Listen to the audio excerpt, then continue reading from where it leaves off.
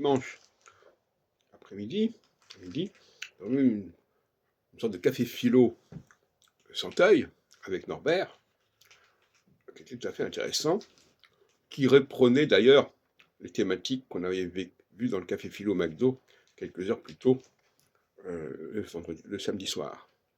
Et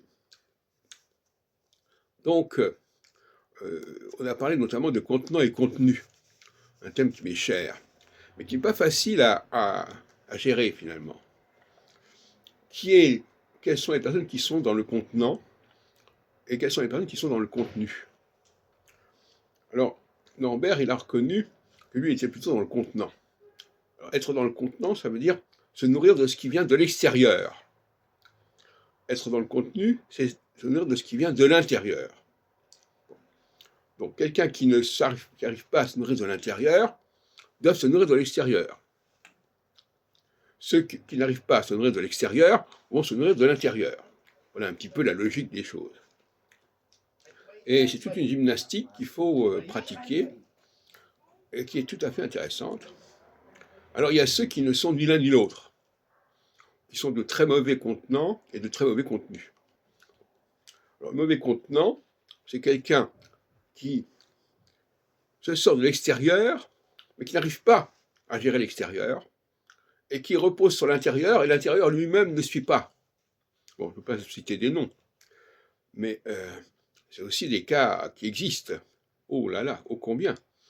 Alors un autre thème qu'on a abordé, c'est la question de la langue française,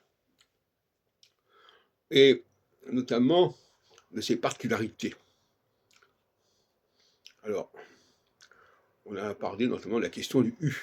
Comment se fait-il qu'on ne prononce pas le U dans ce nombre de cas, après le Q, après le G, quand il y a un U, ça ne se prononce pas. Mais il y a aussi le cas inverse, quand le L devient un U. Au lieu de dire ALE, on dit O, AU. Bon. Donc, c'est aussi un cas assez curieux. Le U est un élément variable, comme ça, une variable d'ajustement, assez étrange pour connaître. Mais d'une manière générale, et c'est ce que je voulais montrer, c'est que la langue française est une langue extrêmement déroutante. Surtout pour quelqu'un qui n'a pas accès à l'écrit. Et en même temps, par exemple, samedi soir, nous avons nos amis qui sont tous d'ailleurs d'Afrique du Nord, et qui ont appris le français de manière un petit peu bizarre, si on peut dire. Alors, quand on parlait, ils ne comprenaient pas. Il fallait écrire. Par contenu et contenant, visuellement, c'était pareil. Et à l'oreille, non, visuellement, c'était différent. À l'oreille, c'était pareil. Donc, contrairement à ce qu'on pourrait croire, les gens ne sont pas à l'aise à l'oral. Ils ne sont à l'aise à l'oral que si on leur montre l'écrit. Quand j'ai montré contenu et contenant, ils comprenaient. Mais quand on ne leur montre pas contenu, contenant, à l'oreille, ça revient au même. Ils n'ont pas l'oreille éduquée pour distinguer les formes vocaliques, si on peut dire, du français. Et on s'aperçoit qu'il faut communiquer. Alors c'est pour ça d'ailleurs que Internet est utile, et même les SMS est utile, parce qu'au moins là, c'est écrit.